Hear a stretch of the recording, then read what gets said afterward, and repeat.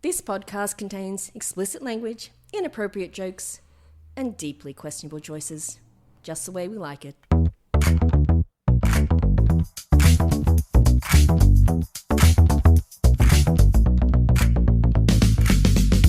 Hi everyone, it's Dream Cheeses. I'm Günter. I'm here with my beautiful Billie. Hello. And the lovely Emma. How you guys doing? We're good. You've We're missed good. Bill this week. I have missed Bill this week. She's been away on camp.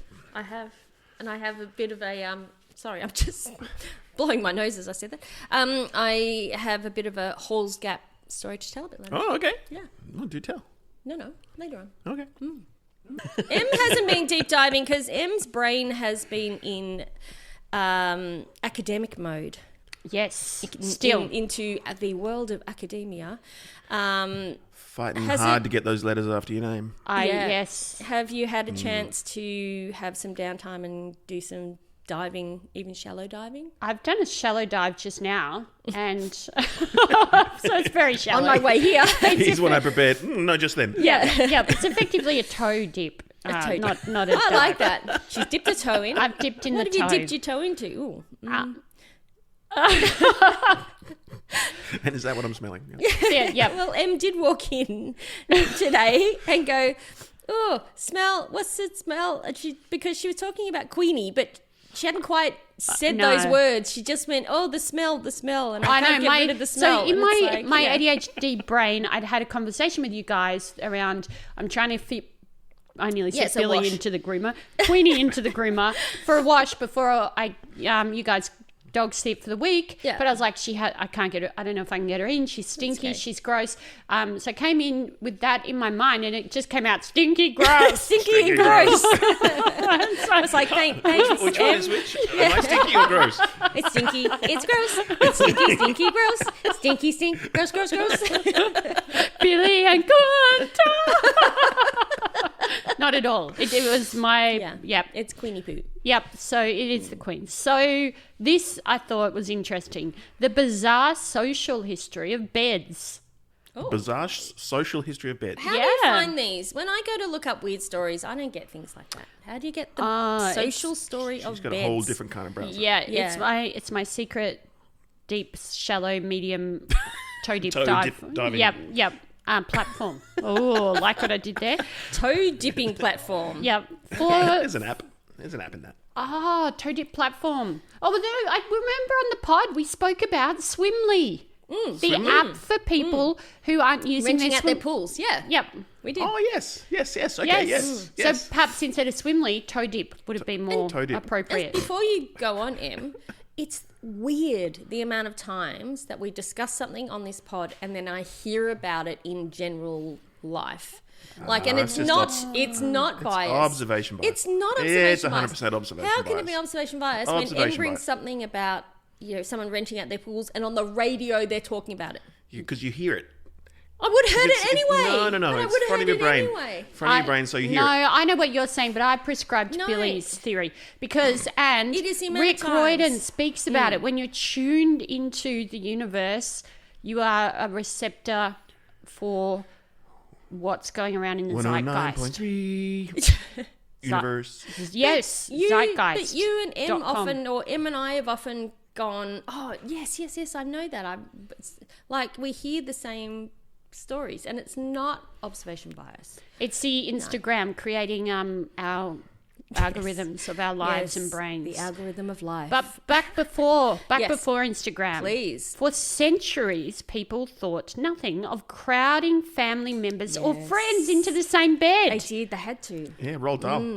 Oh yeah, the four grandparents who actually, that Top and grandpa, tailed. Yeah. well, Grandpa Joe, bit of a malingerer and a bit of a shyster because he He could have got He just got up and danced around at the drop of a hat. I But, never dreamed that I could be over the moon in ecstasy, Ecstasy. but nevertheless, it's plain to see that I've got a right to be, because I've got a golden golden ticket.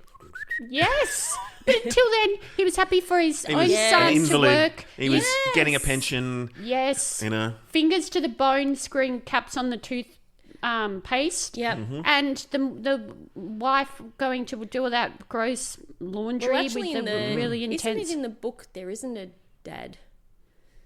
Like, it was just mum and Charlie. Ah. Yeah. Oh. Yeah. But his dad did get fired from the toothpaste factory. So Joe's like, I'm not doing anything to help here. I'm just going to play this part of the invalid, in the bed. And then next thing you know, golden ticket, who's up and walking? Yep. Yeah. Who deserves it? Yep. Charlie's mum. That's who deserved to freaking go. She did. But she had to stay home and make cabbage soup. And look after the other 3-year-old farts. Cabbage soup. Yeah. Which made them fart more. Was it Grandpa Joe, Grandpa Josephine, Grandpa George and Georgina. Very, that's right. Back in those days, you had to have a male and female version of the same name to marry. It used to freak me out. It used to freak me out because they were topped and tailed. That nearly was a very different reaction. They were topped and tailed in the bed, and so they had the feet of the other person sticking in their face. I hadn't thought of that. Yeah. Sorry, I had not lots thought of of people that. in the bed.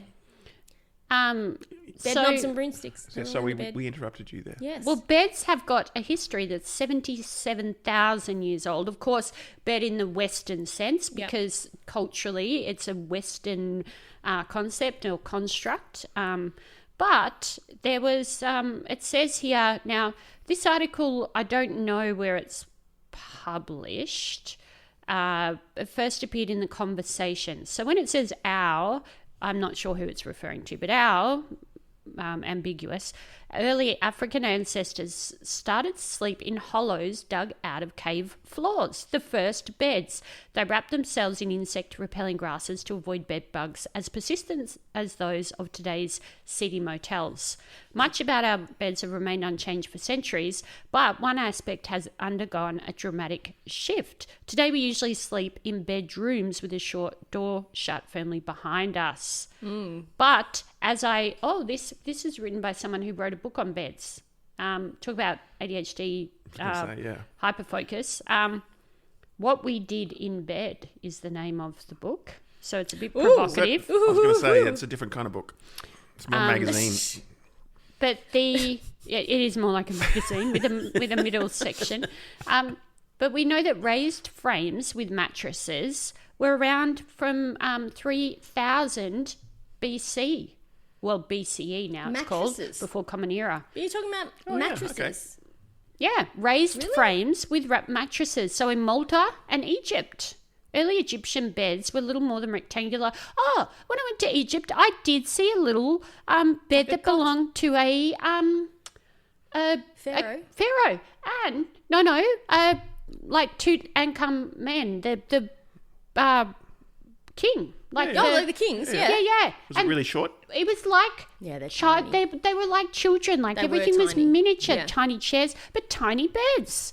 I did see that. So what was that? Just to keep off the floor? It was just that whole thing of being raised off floor, so you didn't get the cold and the thing. I would assume. I would assume so.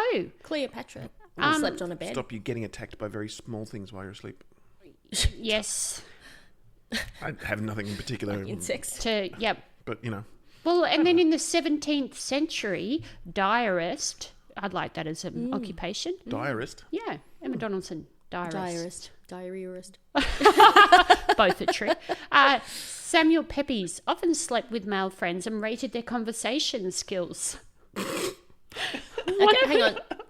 Now, slept with, I think it just means in the sleep. literal sense. One of his favourites was the merry Mr. Creed, who provided excellent company. In September 1776, John Adams and Benjamin Franklin famously shared a bed in a New Jersey inn. And then were struck by lightning.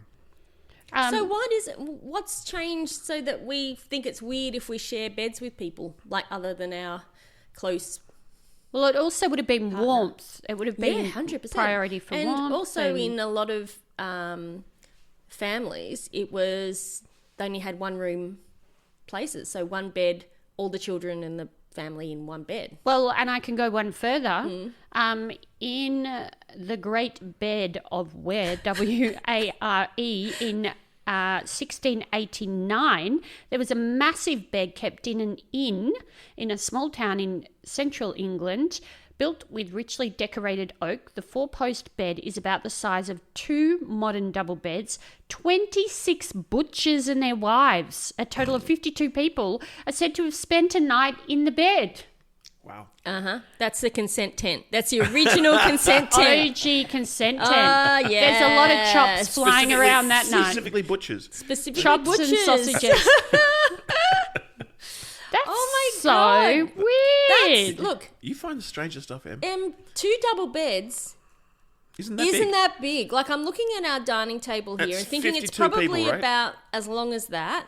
Yes. And a little bit longer. 52 people. That's a shit ton of people. They have to be on top of each other. Like, they have to be.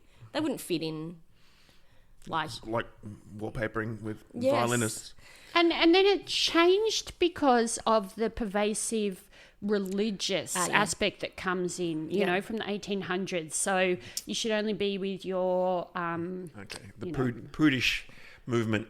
But that was silly. They should have marriage, just let... chastity, family. They should have just let all those people be in their bed together and could be, Catholic, and they'd have lots and lots of children.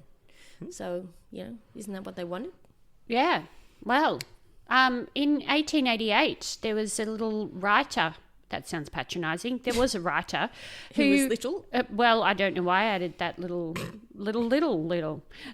She recommended for decorating the bedroom, bright colours, washed down chamber pots. I mean, you obviously need that. And above all, a long chair where a wife could rest when overwhelmed.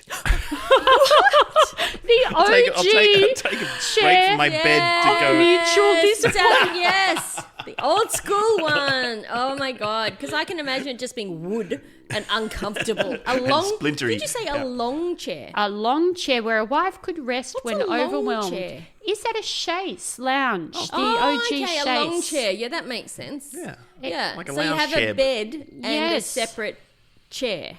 It- Because it's so much being overwhelmed being in the Well, bed. with 26 butchers, I mean... Yeah, with 26 butchers, you'd need a rest, yeah. But that is bizarre. Isn't that bizarre? I find that really weird. When did the very first doona appear? You know, when we went from blankets to doona, and everyone was like, "This." Do you remember that? Yeah. Like, you used to have the good old, red doona with the the red blanket with the Velvet the strip. velvet strip Oh, at the top, or yes. the silk strip at the top. love- Everyone had a version of that, and before that, it was the scratchy square, square. What do you call it? Patchworky kind of. Oh, yeah, the quilted Yeah, quilt. quilted kind of blankets. But when did we all go, let's have a duvet or a doona or whatever you want to call it in your language? I don't know. Because I remember it was that. kind of 80s kind of thing. But it was I just remember it being a big change. Like, everyone was like, doonas. It was this And then big it was thing. futons. Well, I think it was around the same time as futons. But surely they came from somewhere first. Surely duvets came from somewhere else. But what about the waterbed? I had a waterbed. Oh, yes, Günter had a waterbed. I had a waterbed. What? When you met him? Oh, yeah. no, yeah, Carlton? Just after. Yeah. We met again just after I got Carlton, rid of you my had waterbed. I But do remember your waterbed. I had a waterbed. Yeah. Oh. And then it was interesting. But even the whole effort of it, because didn't you have to heavy. It's routinely really drain it and then refill it, put in special stuff to keep the water? I didn't. I was going to God, so say, yours Emma, yes, you did. Did Günter? No. So I was brewing some sort of bubonic plague. I was kind of combining my love of brewing beer at home. The warmth helps the with yeast comfort. really Exactly, activate. exactly. Do people still use waterbeds? I Oh. don't know. It was only lasted a couple of years, but it was. Did it was pop? fun for a while? No, it was fine. It was very strong and it worked well. It's such a bizarre concept. It is a very strange mode of sleeping, though. Yes. And yes. Do you know, here we go. yes, It was it's- invented in 1968 by Charlie Hall to provide a superior therapeutic comfort by allowing the mattress to conform to the body's contours, reducing pressure points. Originally designed for better sleep, they became popular in the 70s and 80s for their heated, floating sensation. And a stylish... It's kind of a bit like those culture immersion statement. tanks that you get into, and you kind Yeah. of lose sense of space and time. And Did all that. yours have a heater in it? Yeah. I would have needed it in winter, Oh, yeah, or because wasn't otherwise it? it'd be fucking freezing. So. Yes. Here's Emma talking about the fact that So they you just were get into bed and it's disgusting all for nice and things. warm. You don't have to get into like a cold, Well, a cold bed. you don't have to a get into a nicely warmed normal cold bed anyway. You use an electric blanket. Well, you could. But they were obviously good for allergy sufferers because they were vinyl, because they had to be vinyl to keep things in, and so they were resistant to dust mites. Oh, and bedwetters. And they were also used to prevent... Yes, that was the real reason I had it. to prevent bed sores. Wipe it down. And also, it was me, it was the waterbed leaking a little bit. Yep. And so in the 1990s, they sort of went out of vogue because of the weight of they them. were ridiculously impractical too. And memory Because if you ever had to move house or anything like that, it was quite the effort draining them and doing all that. You know? Of course. You had to get like a hose out the window kind of thing and then siphon it through and like there's a whole thing. You know? But also every time you rolled over, was it like... Yep. Yes. And the waves would keep going for a while. With one person, it was okay. With two, it was weird. They actually used to advertise them as waveless waterbeds because before that they didn't have the wave sort of reducing technology inside them. So they were just all over the place. And they were weird with two people in them. With one, with just you, you'd roll over and it's okay. But with another, it was with 52 people. It was 52 people. With the butchers and their wives. I only tried that a few times, but... And no knives on the waterbed, please. No knives on No. No jumping on the waterbed. And you can have chips, but just not the really pointy guns. Why did you get a waterbed, hun? I don't know. Seemed like a good idea at the time. It was an eBay thing. And how long did it... Oh, God, so it's secondhand. I wouldn't buy a new one. What might have probably occurred? put fresh water in it. Well, maybe No, that's not my concern. You could wash it down. It's vinyl. It's such a bizarre... Actually, yes. And they threw the sheets in free. And you never had to wash them. Oh my God. That was another benefit that you never ever had to... It's just the weirdest concept. Like, backwise, it's perfect. Like, it makes absolute sense because, you know, you're not putting those pressure points. You're just not. Like, it's great. But it's just the weirdest fucking thought to go, okay, I'm going to turn over and go... And it was... You hear it. It does go... It wasn't... Yes, that is so bizarre. You know what's more bizarre? What? Mary Toft and her extraordinary delivery of rabbits. Hang on. Is this a book? Is this a connection? Is this just a weird, you go, how am I going to just... Oh, bizarre. Seg Mary into Toft. this. Tell us about Mary Toft. In late 1726, much of Britain was caught up in the curious case of Mary Toft, a woman from Surrey who claimed that she had given birth to a litter of rabbits.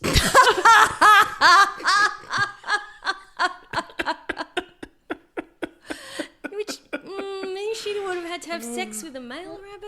Well, also because given my past history and I'm having sex with rabbits. No. Is there a litter out there we don't know about? A litter of bastards. No. Remember what happened when I did not investigate thoroughly the dancing plague? Yes. And it was, in fact, you two were highly critical, but I believed it could, in fact, have happened. Yes. Well, because this is just a toe dip, I will say, though, I don't believe this is true from the outset. Okay? You're going to say that the Mary Toft didn't actually have a litter? No. I think not. However, the mystery of it has happened. Is the captivating part. And apparently, I have now read on, apparently it was a hoax, but it was so elaborate that King George I, or the first, his own court physicians were fooled. What? That's impressive, don't you think? I can't fix that with leeches. Oh, but she did end up in prison. But ironically, the prison portrait is of her holding a rabbit. Like, so shit, you're not. So, was she allowed to take it in there, or did they add that after? Like, you know how you've got a support rabbit. You know, support rabbit. You know how you go, I'll Photoshop you in later. I think that's what happened. They drew a portrait and then someone photoshopped the rabbit in, which in those times was just literally drawing with pencil. Was that one of her children, or was that the male that she? Oh, that she was in a relationship with. What was the story of it, Em? Okay, well, in September 1726, news reached the court of King George I of the alleged birth of several rabbits to Mary Toft. Of course, because they do give...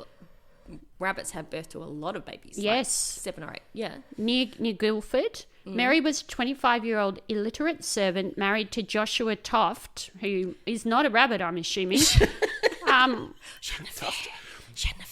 According to reports, despite having had a miscarriage, so that's perhaps she was experiencing, post-traumatic. Yeah.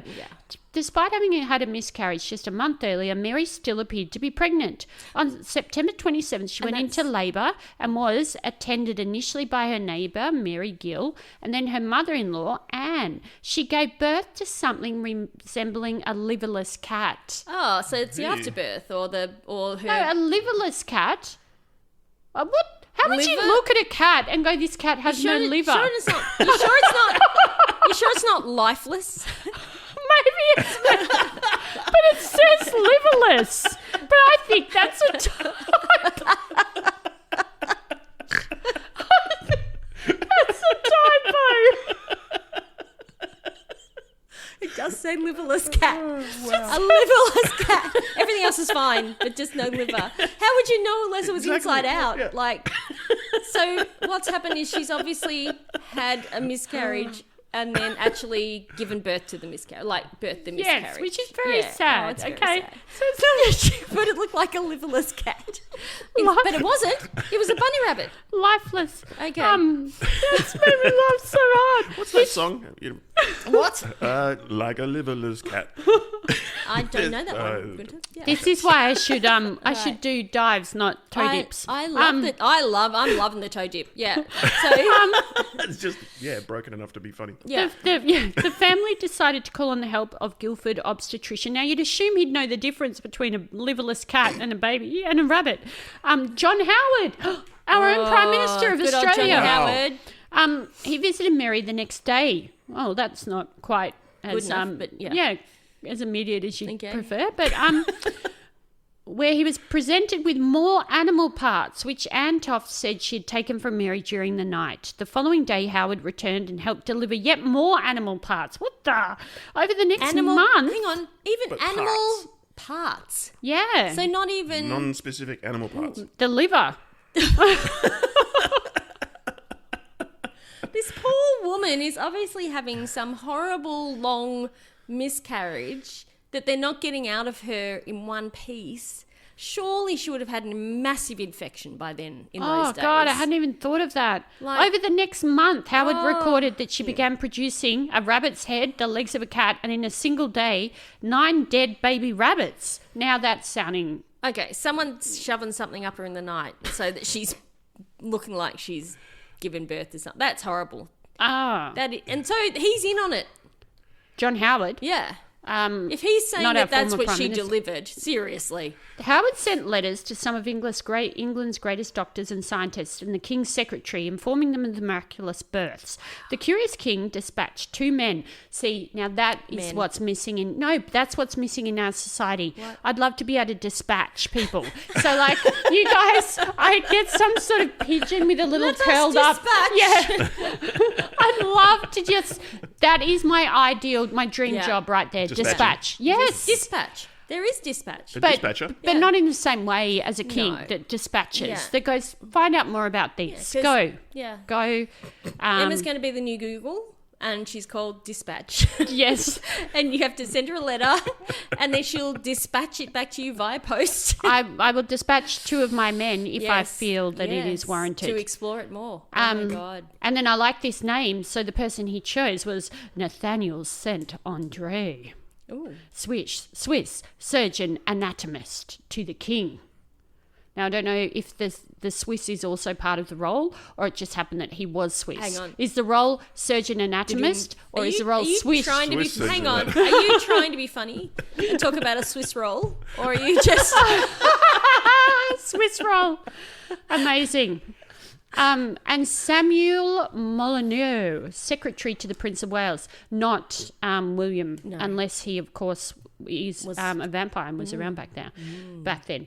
By now, news had spread, and Mary was a local celebrity, which necessitated moving her from the... actually, when I initially said she was from Guildford, she was near Guildford. Sussex, didn't you say? So now they're going to move her closer to Guildford. Yeah. Okay? That's a priority here. When you're giving birth to rabbits, get her closer to Guildford so she can be monitored more closely by John Howard. Especially if you're giving birth, every day. To rabbits' heads. For a month. Well, not only to little baby rabbits, but also to rabbit heads. And yes. Okay. So the two physicians and anatomist of the king arrive at Howard's home and were immediately greeted with the news that Mary was in labour with her 15th rabbit.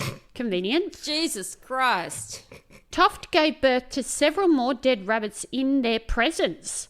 The doctors conducted examination on the lungs and other internal organs of these rabbits, the results of which showed that they probably did not develop inside Mary's womb.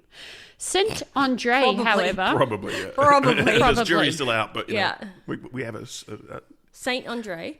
Yeah, he well, suspicion. not as in saint, his name. Andre Saint, whatever his name is, yeah. He still seemed convinced that her case was genuine, which I think speaks more to the, the discourse at the time around women and being these sort of witchy, unknowable, odd for it to people. look like it's coming out of your vulva, like to look. Oh, sorry, vulva like you're giving is very birth, specific. Yes, surely would have to be up in there, so they would have had to put some dead things in her and have her push them out. Like surely, if they are witnessing her giving birth.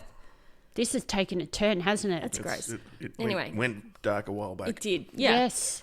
And what happened to her? Why did she end up in jail? Well, St. Andre believed that these were indeed supernatural births, and he took some of the rabbit specimens back to London to show the king and the prince. What? How?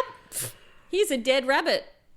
This proves it was a supernatural birth coming out of a person. But also, why not also take her?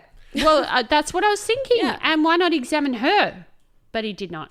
As the story of Mary Toft quickly spread through London, the king decided to send a German surgeon. There you go, Günter. Good old Germans. These Swiss... Many Hans make light work. I was going to say Swiss are good at time, but not. Yeah.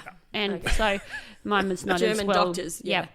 The king decided to send a German surgeon who's got the awesome name of Cyriacus Ahlers and his friend, Mr. Brand. And his friend. Seriously, he's like, I must away. Do you want to come? And Mr. Brand says, yes, why not? Let us dispatch. Ahlers examined Mary. I don't know what Brand did while he was doing that. Finally examined her. But what did the friend do? Just sit in the corner, hi. And watched. That's weird. I'm just here to watch. Hi. I'm just serious. Never say that in a birthing suite, right? No. Actually, yes. Okay. He examined Mary and witnessed several of her rabbit births. However, he was not convinced. But he witnessed several births. Yeah. So surely they're shoving them up and having her squeeze them out. But how else could they do it to witness a birth of a thing coming out?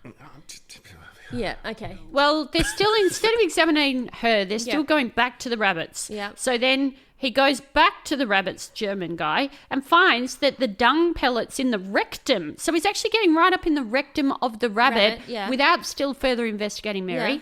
Yeah. And suggested they'd been eating the grass. Yes. Correct. Yes, so they hadn't been... Yeah, so they had actually caught dead rabbits and done that. Oh, that's horrible. So then... Poor Mary. German Ahlers reports back to the king.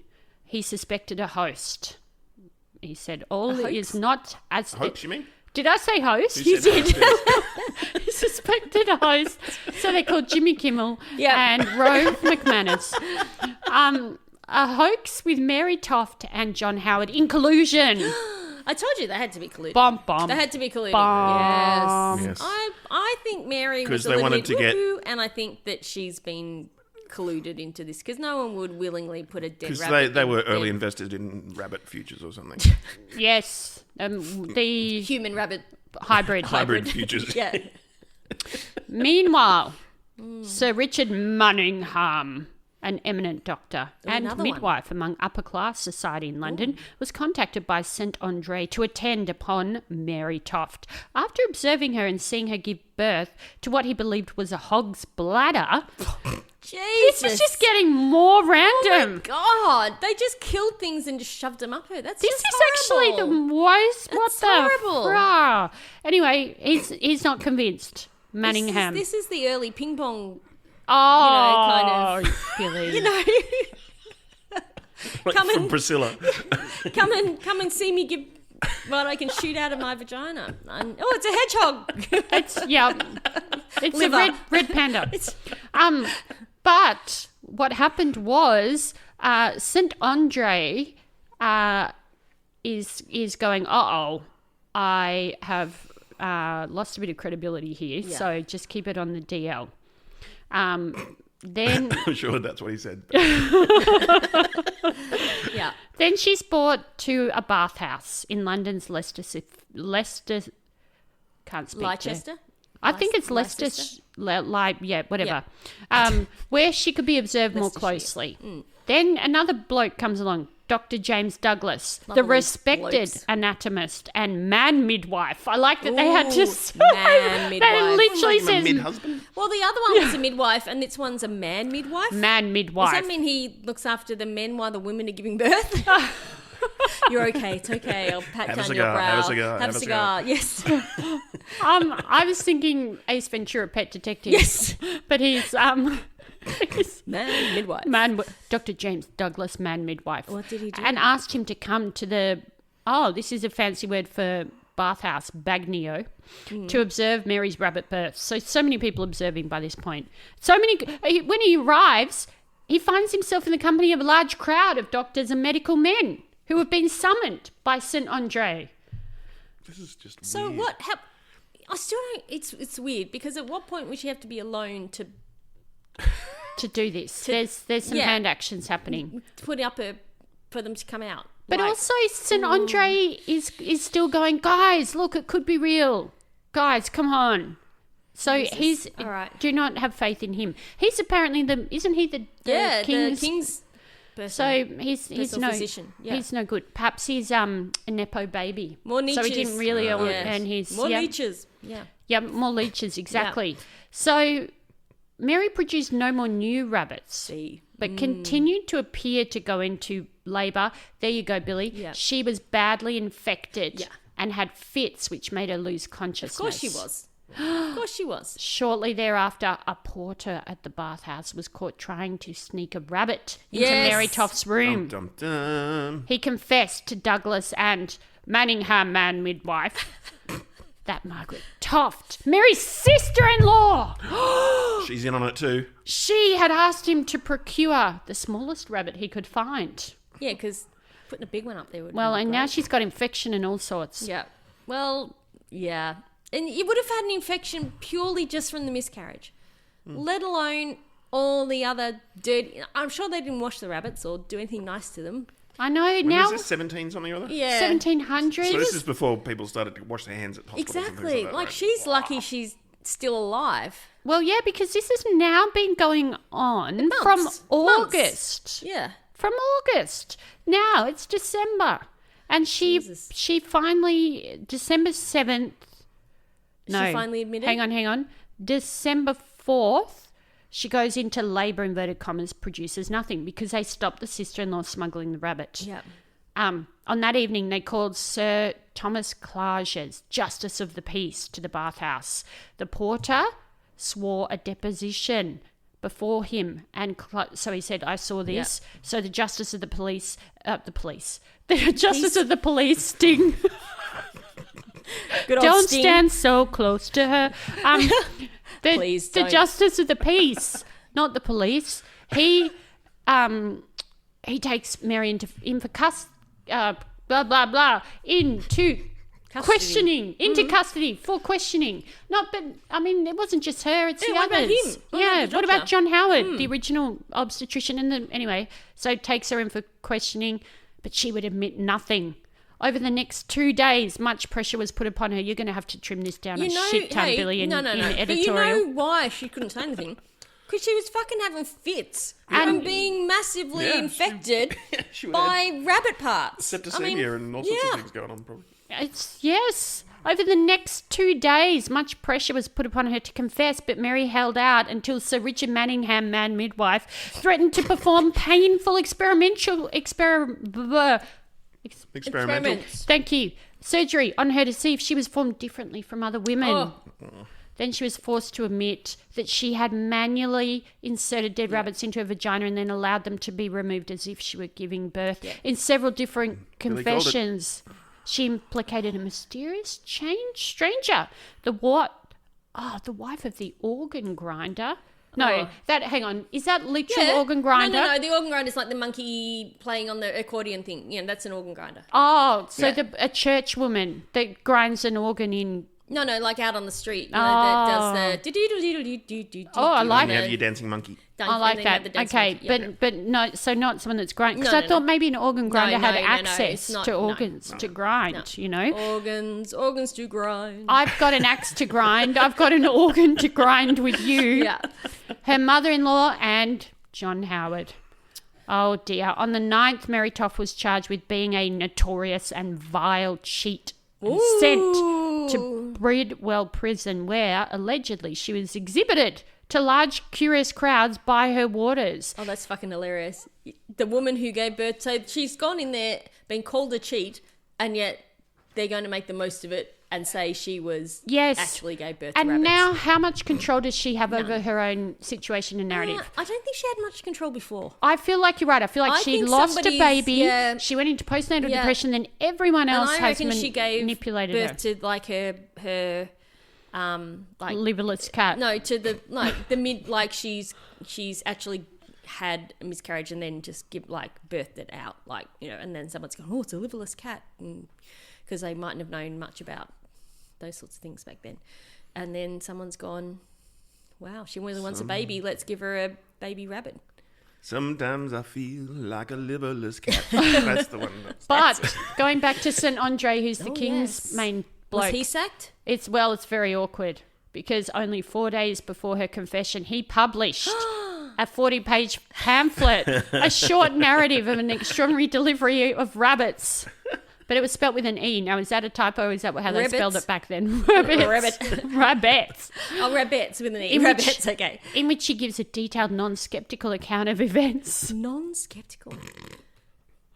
These people were fucking idiots. So we've come a long way. The German believes that Saint Andre actually was not dumb. He was complicit. He was in on the hoax. Okay. Yep. Okay. Yep. So because you could make so much money out of that in those days. Well, you could probably if you know. Well, it was a 44-page pamphlet or whatever. Well, you send her off to a circusy thing and make some money off her. Oh my gosh. But then going back to again this horrendous way women are historically treated and still treated today by the medical profession and society at large.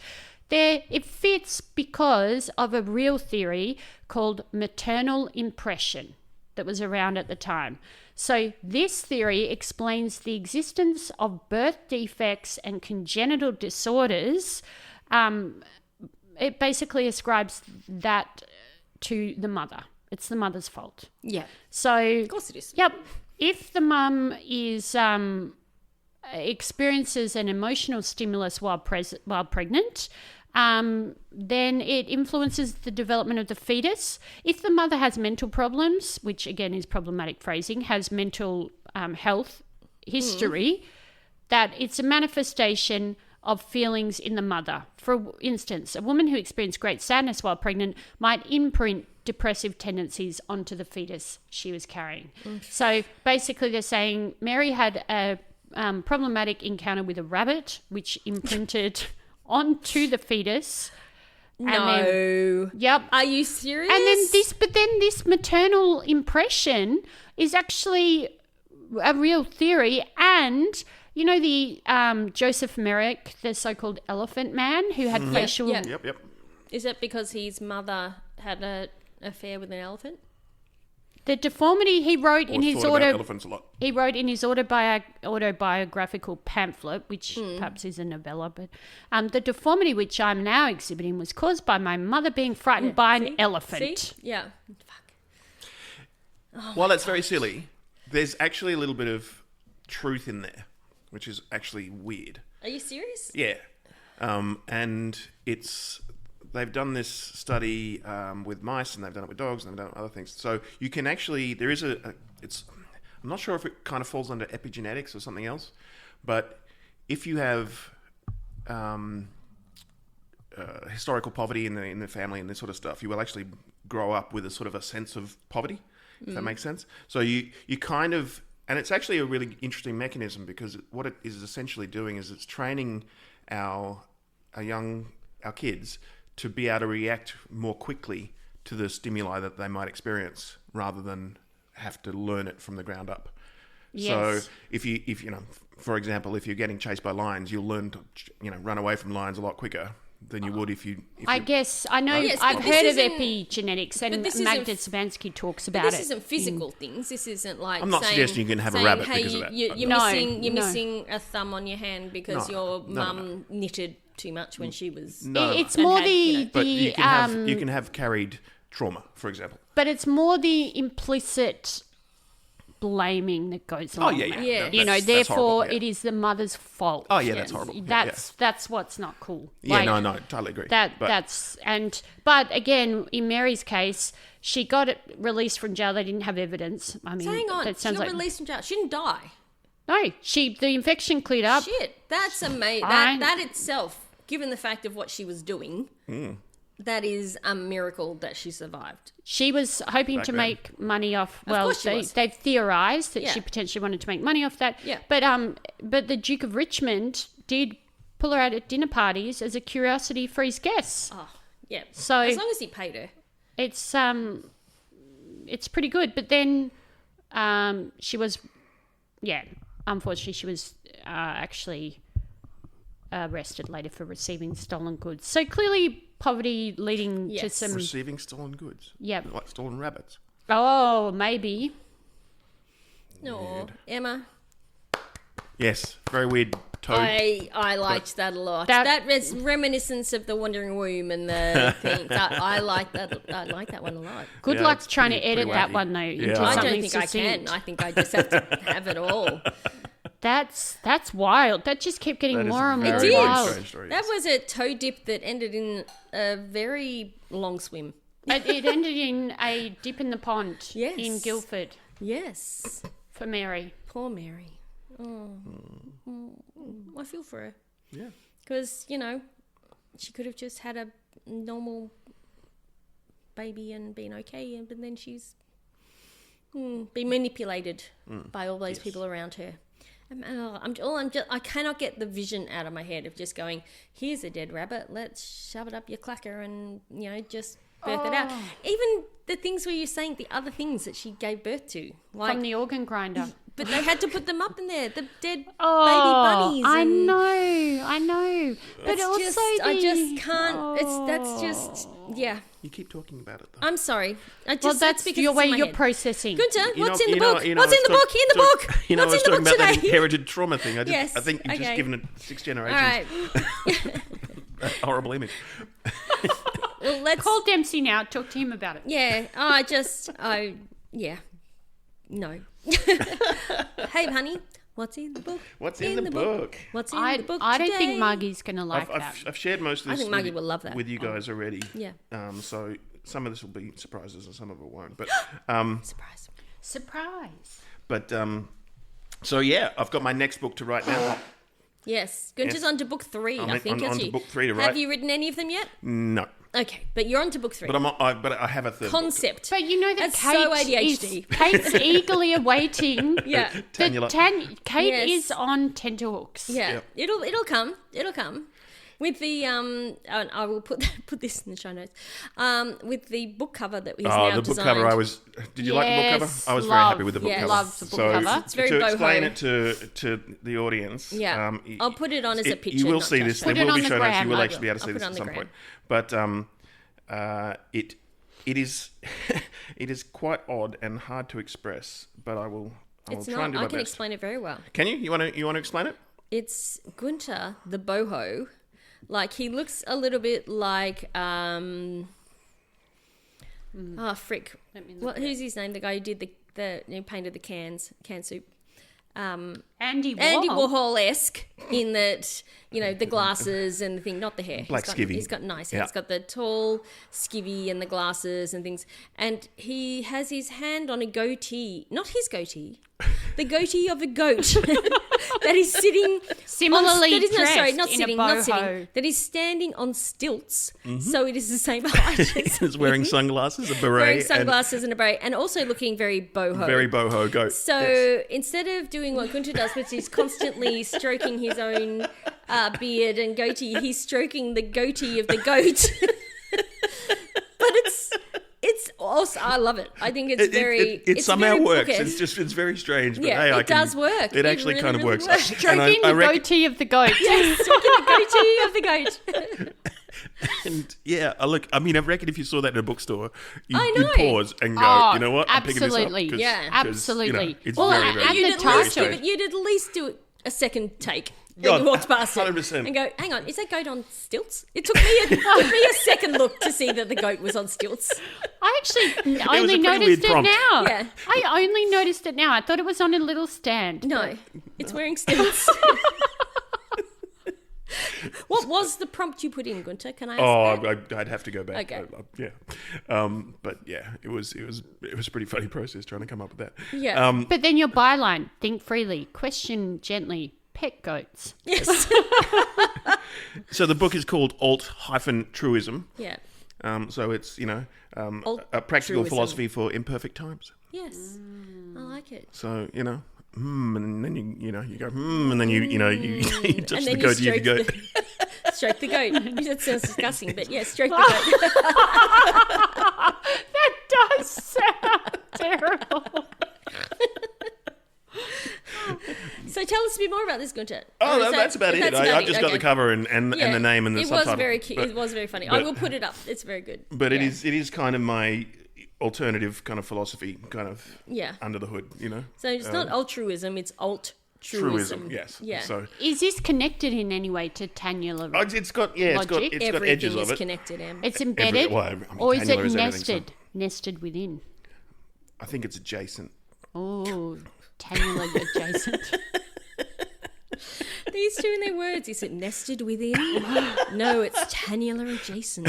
I'm like, oh, fuck. Okay. So that was fun. So I've got a little weird poem thing here. Oh, it's actually a scene. Yes. So the opening scene. Our hero, El Nino, rides in on a horse, a shellfish horse, made of crude oil and bones from 200 million years ago. Sergio Leone wolf whistles sexistly at the charming senoritas picketing for change. Our hero rolls triumphantly under the picket line, carrying with him the warm embrace of the future. What? I did my. You did. And stroke Tell your me goat. more. That's Emma's. Tell me more, which, as we know, is what the fuck. It's my. Also, it's not. I was lost on El Nino at the start. I'm like, is he meaning that it's a weather pattern? Like, what? Yeah. On a horse made of shellfish. Shellfish, yeah. Not selfish. Shellfish. yeah. Like to make crude oil. Crude oil, shellfish. Okay. It's a poem that needs a little deep thinking. But I'm does. sure that you don't mean it to be deep thinking. I think you do. Okay. There's layers. Is El Nino the hot one? Is that why it's the warm embrace It's the of the current future? that is a big problem. Yes, but it's the hot because Part of there's global El. warming mechanisms and such. Yes, hence the warm embrace of the. The warm embrace of the future. I like that line Yes. By El Nino. by El Nino. Did you write the whole, or did Jodie help? No, this is all me. This is all. It can't be that stupid and be AI. So we've got AI, it but then loses we've job. got GI, Günter Intelligence, Intelligence. Which is artificial adjacent, yeah? Yeah. which is measured in Gunties. It's measured in gunties, yeah. Gunties, It that's is right. measured in gunties. Oh, I would ask you to read it again, but I'll be listening to this a million times when I'm editing it, so I don't need you. You did say to me, I've got something else to share with you, but I'll share it with you tomorrow, and I can't remember. Well, I don't know what it was because you didn't tell me.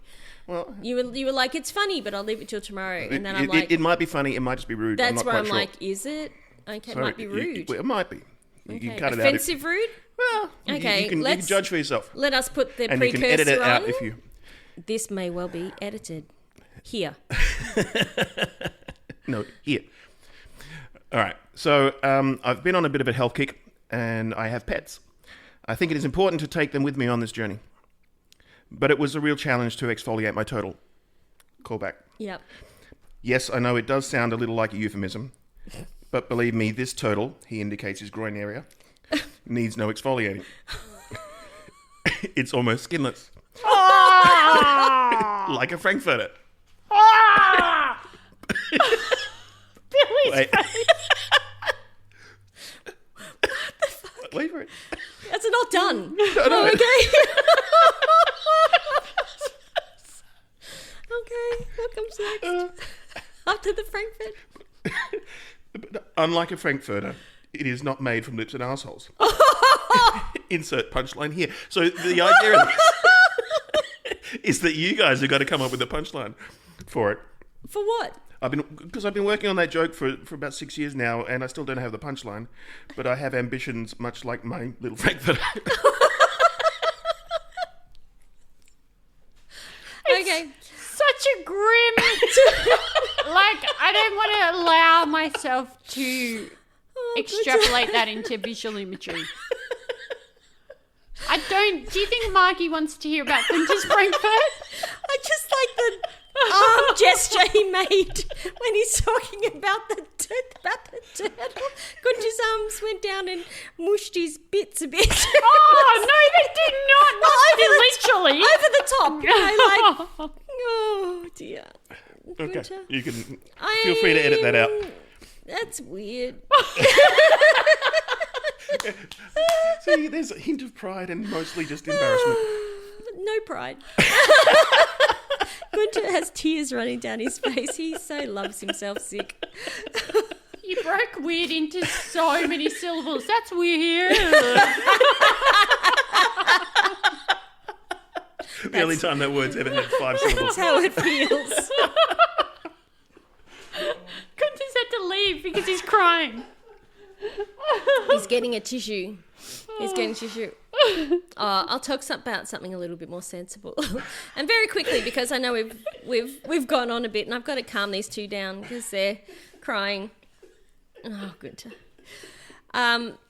I've been away this week, as we just said, in Halls Gap, and visited the Halls Gap Zoo, which was a lovely little zoo. If you haven't been down there, in lovely place of Victoria and Halls Gap, there is a tiny little zoo that is like a TARDIS zoo.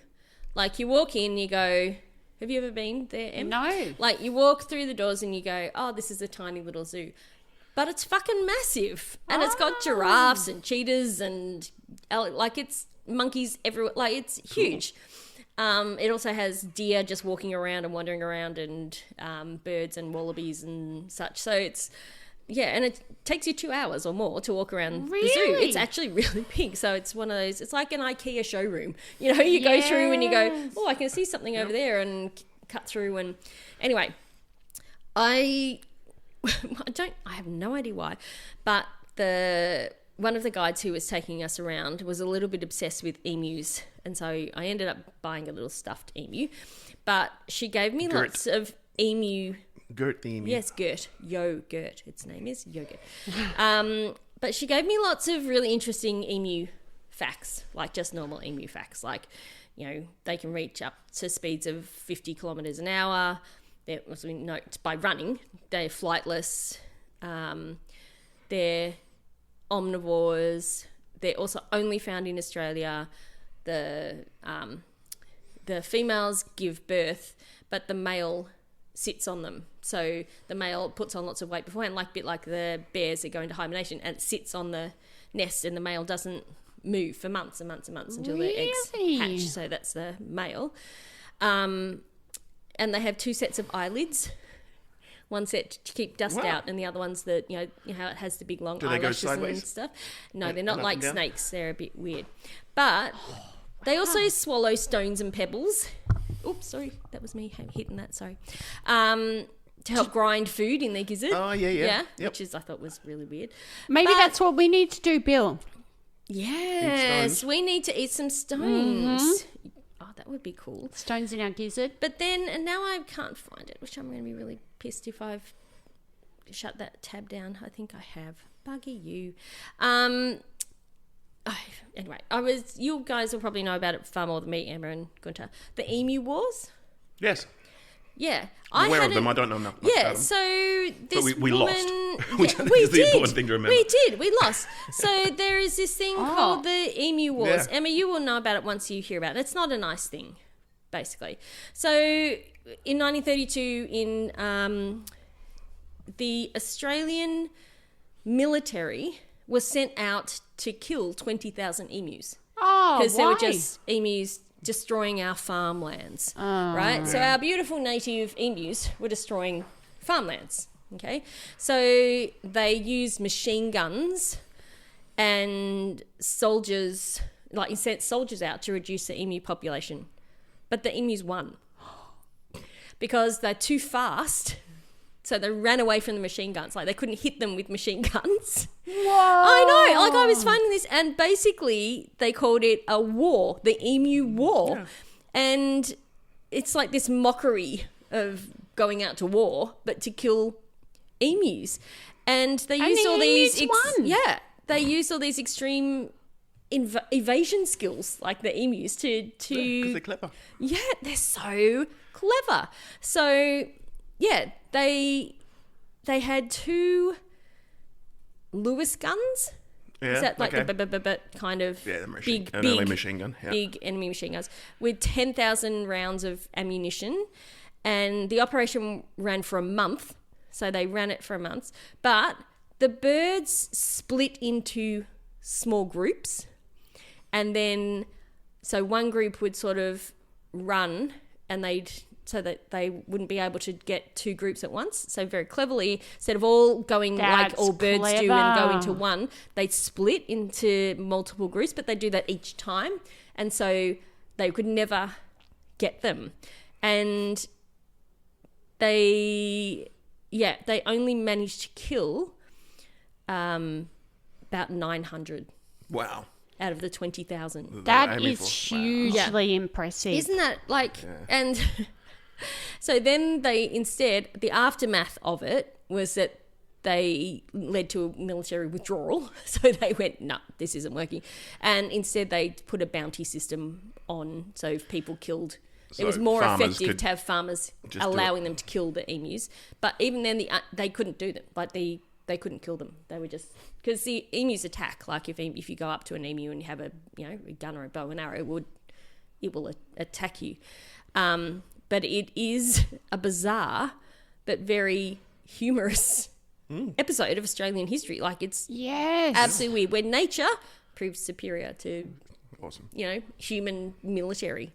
So that is awesome, Billie. Yeah. So it was this thing where I just was like looking up facts about emus because I was carrying little Gert home, and I was like, that's really... it was fascinating, all the information this woman's telling. And then she said, you've heard of the Emu Wars, and I was like, no. So I had to look it up and find... I'm like, God, we're idiots.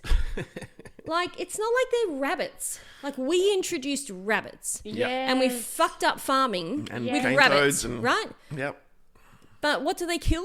The native, beautiful animals of emus. Yeah.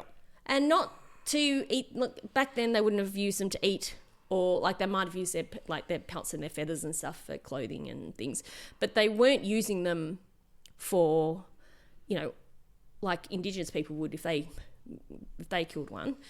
So they were literally just killing them to get rid of them. You can scare a fucking emu. Like, we had girls hiking and they had emus on the path and they had to go up and scare them off because they just come at you. Yeah, right.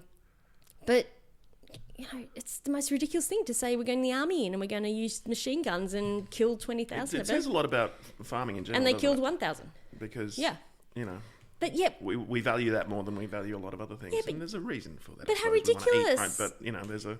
But they put a whole fucking rabbit-proof fence up that didn't work to stop what we brought into the environment. That was a big fence too. That's a long fence. So interesting about the emu. But that was my little emu factoid, my little animal factoid. I love emus now. But also emus... never sleep. They do sleep. I made that up. And I was... Because I was showing good to... There's sharks a beautiful... that sleep half their brain at a time or whatever. Yeah. No. So they're always asleep and always awake or whatever they are. Yeah. Really That's me. Actually, there's I'm always awake. There was a beautiful ostrich there, and the ostrich was trying to eat my hand. It was quite gorgeous. But I was asking, what's the difference between an ostrich and an emu? Because, they look similar. Related? You would think, no, they're not related. Well, they're related to dinosaurs as such. They're not related to each other, though. So they're both birds. But Australia is the only place emus are found. Yeah. Unless they're farmed. somewhere. And is the word emu originally from a Aboriginal language That is a really, group? 'Cause it really sounds good thing. like I it would is. think Emu. so. Emu. Yes, that's how Americans call them. Emu. Emu word. This one kind of is giving me the one that you bought back from Coles Gap, not a real one, a toy, is giving me Big Bird vibes with its feet. / not that birds don't have feet, whatever they have, claws. Emma, and it's stocking legs. It is really actually what? Do birds have feet? Surely they're feet, but they're just specific. It has the bird emu has claws. 3 toes. The ostrich only has 2. Ah. There you go. That's another fact I found out. But to answer your question, Em, emu is not an indigenous word, even though it sort of sounds. It's actually from Portuguese, which means large bird like a crane, basically, or Arabic niyama. It's widely believed Portuguese adopted that word from that, which means ostrich. So basically, they've called it an. They've ostrich. seen something similar and then searched back through etymology. So to basically, find. they called it an ema or An a bit ema, like ema.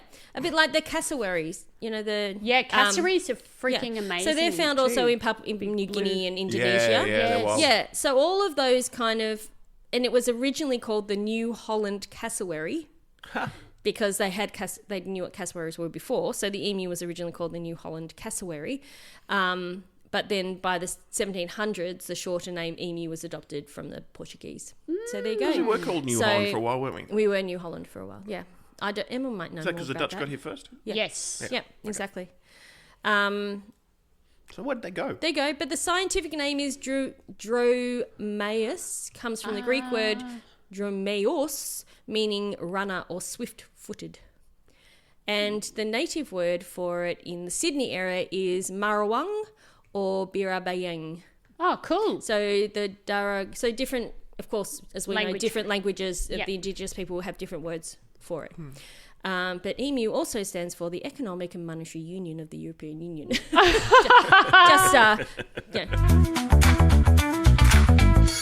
I've started to write the My AI Told Me Might be gags. the last thing, darling.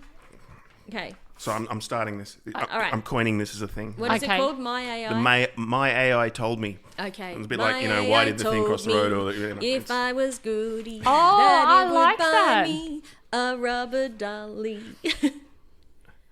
Okay. My AI told me to reduce my emotional baggage, so I threw my therapist in the river. My AI told me to touch grass. My lawn has taken out a restraining order. Yep. My AI told me to meet my enemies as friends, so I started punching my mates in the face. They don't like it, but once I explained, they understood. Okay. Are you writing these, Günter? Yeah, might be. Yeah. It's GI. Can you tell that? That's what. Günter Remember, we have hasn't- to use the correct term. Sorry, yes. Can you tell that Günter hasn't Is this GI worked much or this week? AI? He's had a lot of time on his hands. He's writing, instead of knock-knock jokes, my mother. Oh, My what AI. about knock knock with AI? Yeah. Oh, Knock knock. Well, like, you yeah. Who should says do something knock that's knock. coming we for did your the game job? last night, We yeah? did play a game last night, And an this AI is a game. game I invented with AI during the week. Oh, you showed me the poem, or was it The different? poem was very strange, yes, but that was the poem. And, Yes. and the game is very simple. You just get it to say one random word, Yes. and then you have to finish the line as if it were a poem and try and then make it into rhyming couplets kind Yeah. of thing. Right? Yes. So you don't know what the next word's going to be. And so you kind of have to set up a word that you know is going to rhyme with something. We did but you've say gotta we do were it going to really play this with vaguely. Emma today. Oh, did we? Yeah, remember? It's fun. Yeah, so we say one word and then the next word has to be a rhyming word. And Not then you necessarily say a rhyming word with the and first then word, the but last it's word. Yeah. Yeah. Emma probably hasn't got the brain power for I it today. feel like I don't. And after No. learning so many facts about the emu, Oh my God, yes. and a Yeah. rabbit-bearing woman. That was, I must say, I do love. I've missed you, Em. We haven't recorded for 2 weeks, and I've missed your little anecdotes. I love your toe dipping. I hope they're okay. You managed to come up with some I wacky- know you wacky stuff. always mention. This is why all of our people around the world in 52 I won't say states, not countries, states. 52 different states around the world listen to us because of your absolutely fabulous anecdotes. And I love Günter's Blue your Book anecdotes. and oh my Billie's God. animals. Emma's anecdotes are just amazing. We had a new country added. Oh. I know. I'm just trying to go back to Buzzsprout and find it. Damn it. It's not going to be there. No. Because I do get a little bit excited when every now and then I open up and go, oh, it's, There's a Uzbekistan. And it's always somewhere really unusual. Yeah. But our highest listenage is in, where did I say? Is listenage a word? If it's not, it needs to be, because I freaking love it. Oh, is it not a word? Did I make a word? I don't know. Listenage. Listenage. I freaking It's now love official. that. You made it. Yes, I'm going to look that up. Is Asia. Yeah, right. Yeah, is Asia. So thank you to all those people in Asia giving us a listen. Fab, all right. And keep it up. We Okay. love it. I Yeah. think it's time for us to head. You don't want to hear about prefrontal cortex? Oh, I No. know. But I think we can put it on the gram. Okay. Yeah, The, we'll put it the on the picture gram. that you the made. picture was silly enough Yes, the picture with the guy was... trying to slice cheese with an abacus. Yes. Yeah. That I think that does. Yeah, go on the gram. I like the link back to the cheese. Yes. And apologies, we did not have a cheese platter today. It felt a bit odd. Instead, we had lollies. Which is good. We were... Billie needed the sugar. I know. We're recording after a week of Yeah. intense emu times. Yeah. And other stories. Yes, and red bears. Yeah. So Yeah. thank you for giving us a listen this week. And I we like look- that. Is that your new sign off? Is it? No, I haven't signed off. Isn't my sign off C on the flip side? No, but I like. Thank you for giving us a listen this week. Thank you for giving us a listen this week. Yeah. Did it sound a bit formal, Em? No, I genuinely liked it. Oh, why, thank you. And we'll see you on the flip side. Bye. Bye. Bye.